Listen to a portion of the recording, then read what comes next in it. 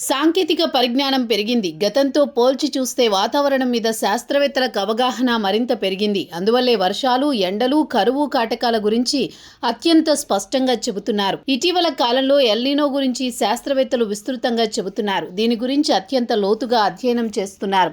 అంతేకాదు జరగబోయే పరిణామాలు కూడా వివరిస్తూనే ఉన్నారు. వాతావరణంలో విపరీతమైన మార్పులు చోటు చేసుకుంటున్నాయి. పసిఫిక్ మహాసముద్రంలో ఉష్ణోగ్రతలు విపరీతంగా పెరిగిపోతున్నాయి. ఈ ప్రభావం వాతావరణం మీద తీవ్రంగా కనిపిస్తోంది. వాస్తవానికి ఎల్నినో అనేది ప్రకృతి చక్రంలో జరుగుతూనే ఉంటుంది. కానీ మానవ చర్యల వల్ల సముద్రంలో వేడి పెరిగిపోతోంది. వాతావరణంలో ఉన్న 90% వేడిని సముద్రం గ్రహిస్తూ ఉంటుంది.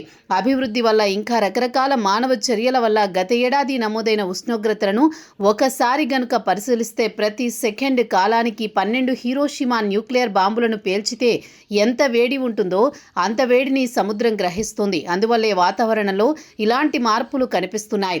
దీనిని సూపర్ ఎల్నినో అంటున్నారు. వచ్చే రోజుల్లో దీని ప్రభావం అధికంగా ఉంటుందని శాస్త్రవేత్తలు అంటున్నారు. ఎల్నినో ప్రభావం వల్ల తెలుగు రాష్ట్రాలు తీవ్రంగా ఒత్తిడిని ఎదుర్కొనే అవకాశం ఉండొచ్చు.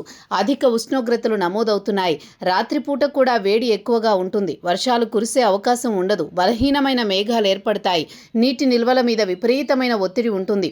అయితే ఈ సమస్యను ఎదుర్కోవడానికి తాత్కాలిక ప్రణాళికలు లాభాన్ని కలిగించవు. ముఖ్యంగా తక్కువ కాలపరిమితి ఉన్న పంటలను రైతులు పెంచుకోవాలి.